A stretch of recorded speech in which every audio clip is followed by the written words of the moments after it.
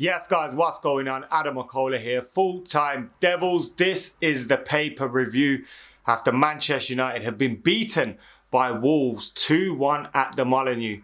A sense of deja vu. And there you have some bars, ladies and gentlemen. United lost against Wolverhampton Wanderers 2-1 in the Premier League, dropping 3 points in the race for top four. Obviously, we don't want to be in the race for top four, but we need top four this season. Champions League football is important to Manchester United, and 3 points were important to Manchester United, and we failed to get that. Right here, right now, we will be going through all the back pages about Manchester United's defeat at Wolves, at the Molineux, and of course going through player ratings and some stories and seeing what's going on about Manchester United in the press today after that defeat. First things first, let's look at some of the headlines. So we've got The Guardian right here, and the headline is Wolves tear into United's top four bid. Smalling's own goal and Young red card make it another miserable Molineux night for Solskjaer as Nuno's side continue to impress. They were very, very impressive as well.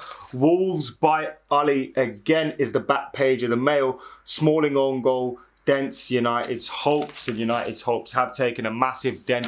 We're going to need to pull it out of the bag with lots of victories between now and the end of the season. The Daily Star's gone with the Chris of Death Smalling own goal. Whoa.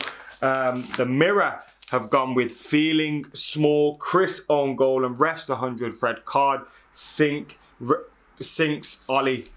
So that's the one on the Daily Star. And the Express have gone with howler. United crashes, Smalling own goal and Young dismissal, hand it to Wolves. It was a disappointing night for United at the Molineux. Hopefully by now you've seen my review and you've seen all the fan cams, but if not, when we're finished here, you can go and check those out. First things first, we'll get stuck into the Daily Mail, and as I said, they've gone with Wolves by Ollie again. Smalling own goal dents United's hopes, and then in the middle they've got Smalling is the fall guy, which is very interesting. And it is, I felt sorry for Chris Smalling. I've got to say his name is all over the back pages, it's all over the spread in the middle.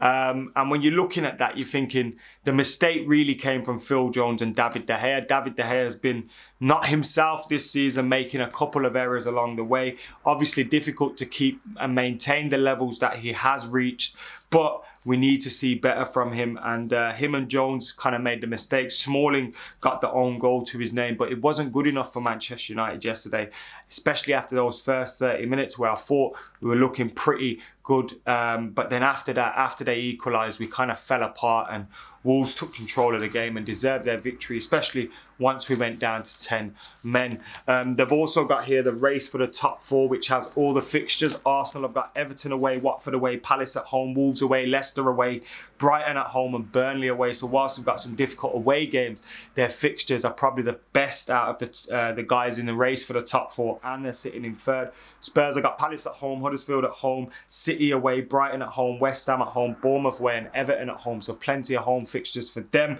United, West Ham at home, Everton away, City at home, Chelsea at home, Huddersfield away, Cardiff at home. Some winnable games, but those two home games against City and Chelsea are the difficult ones there. Chelsea, who are in sixth, have got Brighton at home, West Ham at home, Liverpool away, Burnley away, Watford at home and Leicester away. So Arsenal's fixtures probably benefiting them. Tottenham's fixtures aren't bad either, but United have it all to do in the race for the top four, and it'll be interesting to see if we can get through that one. Also, another story which is in some of the other back pages as well is about Jose Mourinho talking about Paul Pogba, or at least we think he's talking about Paul Pogba and a Rolls Royce, which we'll go into a little bit later. As I was saying, The Guardian then, I've got obviously talking about Wolves tearing into United's top four bid, and Wolves making the most of Young's rush of blood. Unfortunate, really, you can't be getting sent off. 2 quick successive yellow cards. Can't be diving in after you get the first yellow card. It needs to be a lot better than that from Ashley Young. It's got pretty much the same kind of thing in here. The top four battle being identified as the main thing and the main story at the moment, and United's opportunities obviously taking a massive dip. Some games as well Wednesday night, so it'll be interesting to see how those go down. and of course the papers again will be running with the top 4. Obviously relegation all but confirmed for most of the teams now. Huddersfield, Fulham are gone, so there's only one space there, and it's still all to play for at the top with the title up for grabs, and of course 3rd and 4th place. So lots to play for at the top end of the table towards the end of the season, not so much at the bottom end of the table. Daily Express, as I said, went with Howler, and they're going on Fulham's relegation as well. Let's do the player ratings in here. I'll show you the inside of the newspaper though. Ollie's boys' own worst enemy, and we were our own worst enemy last night. Making those massive individual errors which cost us in the end. United's player ratings are as follows. De Gea got a 7, Young got a 4, Smalling 6, Lindelof 6, Delot got a 6, McTominay a 7, Fred a 6, Pogba a 7, Shaw a 6, Lingard a 7, and Lukaku a 7. So interesting that apart from Ashley Young, who got a 4, a lot of the player ratings are reasonably high for a United team that lost. You normally expect United's players to be taking a battering in the press after a defeat, but not this time around. 7 for Pogba as well. I thought Pogba had a below par game. Surprised that wasn't a poor Pogba 7 out of 10 performance at all. McTominay, was great to see him get his first goal for Manchester United. I've been very critical of Scott McTominay in the past and how good he is for Manchester United. So I have to come and give him credit where credit is due. We've seen a massive performance from him in Paris. We've seen a big goal for him yesterday. He put in a half decent performance as well. And yeah, fair play to him. Big moment for him. It's shame it didn't lead to United getting 3 points. The Mirror have gone obviously with feeling small, as I showed you earlier. And also got FA Chief's apology on racism. FA Chairman Greg Clark has apologised to England's black players for the racist abuse they suffered on international duty. Reminds me of that scene in Snatch. You know when, is it Mickey, the boxer? His mom dies and Turkish and Tommy go and see him and they say, sorry Mickey. And he says, so what are you sorry for? Did you fucking do it? And he says, no, I didn't do it. So what are you apologising for? What are you apologising for, Greg? How about just get tougher action on racism when it happens? How about that? Instead of just pulling t-shirts out and gimmicks out. See the Premier League have another one, no room for racism, while not really doing anything about it. Come on, guys. Anyway, back to the serious stuff. Football. Fed to the Wolves, the inside of the paper goes. This is the Daily Mirror. Young red card and farcical own goals ruins big chance to go 3rd. And the ratings in here are De Gea with a 7, Young 5, Smalling 6, Lindelof 6, Shaw 6, Fred 5, Delot 8, Pogba 6, McTominay 6, Lingard 5, and Lukaku 6. So a little bit more harsher, giving Delot our best rating of a number 8. Only one player in Wolves got an 8, which was Jota, which was the man of the match. So these guys are saying Delot was as good as the man of the match. I thought Delot played pretty well for us, creating plenty of opportunities for us down that right-hand side as well, putting some balls onto the header players. Lingard had a free header from 6 yards out. Lukaku had a misfiring night as well. It was frustrating for Manchester United yesterday. And we've also got this story here where Jose Mourinho was talking about Paul Pogba. Jose Mourinho has been speaking a lot recently, hasn't he? I preferred it when he was just quiet. But he's been aiming a dig, saying that I had a player at Manchester United who wanted to leave the stadium after their game in his new Rolls Royce, and I'm not on the team bus. So people are just guessing that he's talking about Paul Pogba. No idea whether he is or isn't. Me personally, I don't know. Haven't got a clue. But yeah, we're hearing Van Gaal, we're hearing Jose Mourinho, a lot of people coming out talking. What they've got to say, I couldn't really care less, to be honest. I think there's a lot of revisionism going on as well in people said. I've had a few tweets this morning.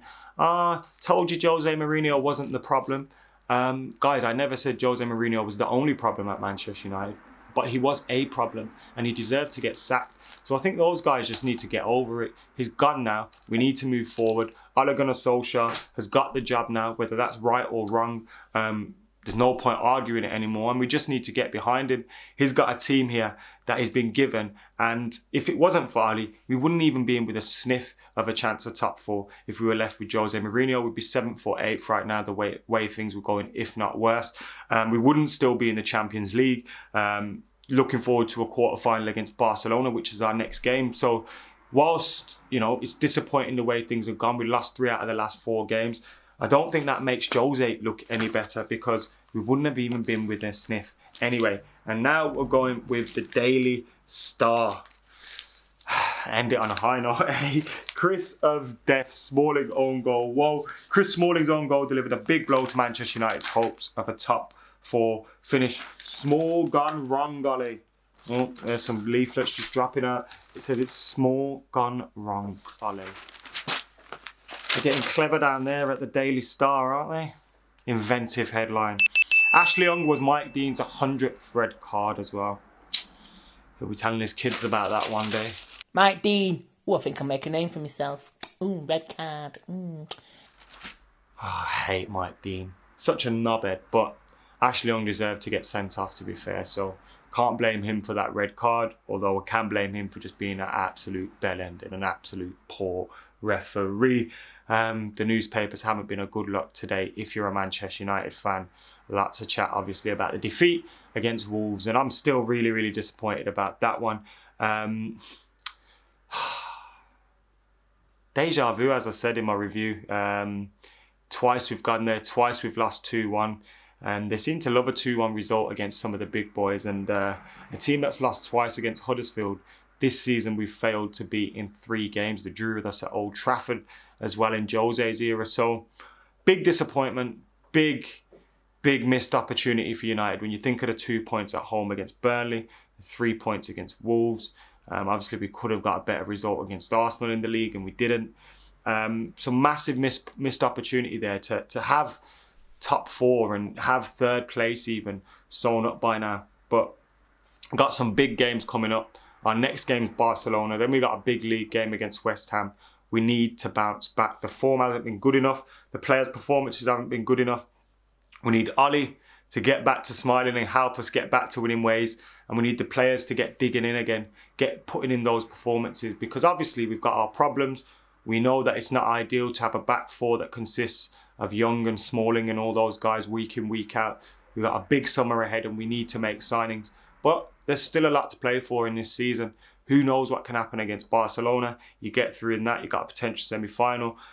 So let's keep the faith. Let's keep the hype a little bit, and let's keep going into the end of the season with a little bit of positivity, because we shouldn't really be in this position given the way the rest of the season has gone. And let's judge Ole Gunnar Solskjaer on the job that he's doing after he gets a full summer behind him, gets a transfer window behind him, gets a pre-season, and gets the opportunity to be able to coach these players. Because these players have gone from a Jose Mourinho way of playing, a Jose Mourinho system, a pragmatic style of play, a kind of passive style of play, to one that is more pressing, that's more energetic, that requires more about you. And it's going to take some time for them to readjust to that. So let's give Ollie an opportunity to get his feet under the table, get a summer in, get a transfer window, and then let's start to judge him when he gets that behind him, because I think it's a little bit unfair on him to start digging into him now. Anyway, guys, that has been it from me, Adam McCullough, for the paper review on Full Time Devils. Make sure you're keeping it locked, liking, commenting, sharing, and of course subscribing to Full Time Devils. Get your thoughts in the comments below. What were your player ratings? What were your thoughts on Jose Mourinho's comments on the player who was driving the Rolls Royce or getting picked up in a Rolls Royce or whatever it is? And what are your thoughts on Ole Gunnar Solskjaer, Manchester United, that defeat at Wolves, and everything else? Make sure you go check out the review and the fan cams from the Molineux. Got plenty more coming your way with some exciting content coming as well. So keep it locked, Full Time Devils. And for now, I'm Adam McCullough. I'm out of here.